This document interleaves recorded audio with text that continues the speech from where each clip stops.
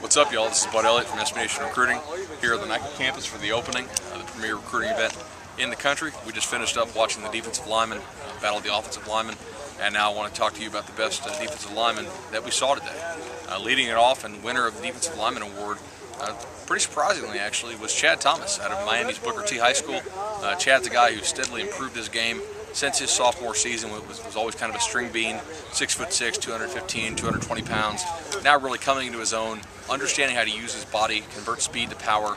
Actually pancaked an offensive tackle, Damian Mama, who was a 370-pounder with excellent feet out of California, and just was generally excellent on the day.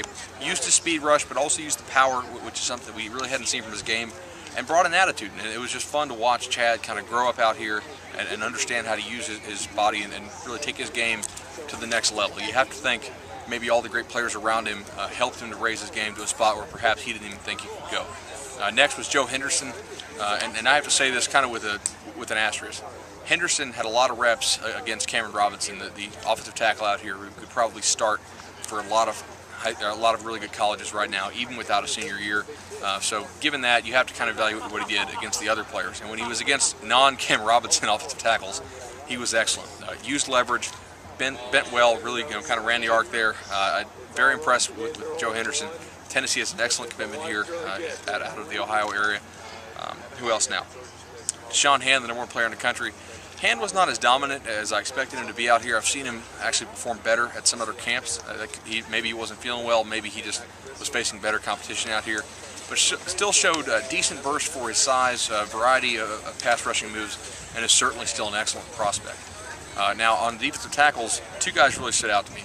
First, Thomas Holly out of Brooklyn. Holly, excellent quickness, just really that's the key thing for defensive tackles out here in this pass rush setting. How quick are you off the ball? And with Holly, very quick. Also Andrew Brown, the consensus #1 defensive tackle in the country out of Virginia. He's going to the University of Virginia, recently committed. Brown is a young kid for his high school age and just exceptional athlete. Great hands. His hands are extremely quick, able to bat down the offensive lineman, get around him, and he was very good throughout the whole event. So those five to me really stood out. I'll also throw out one more name here, or two more names actually. Defensive ends. Defensive ends kind of dominate the event. That's Solomon Thomas out of Texas. He actually plays inside for his high school, but a very good player when he's actually playing outside, which is where he's going to play in college. Is that too loud for us? We'll see when it gets on YouTube, I guess.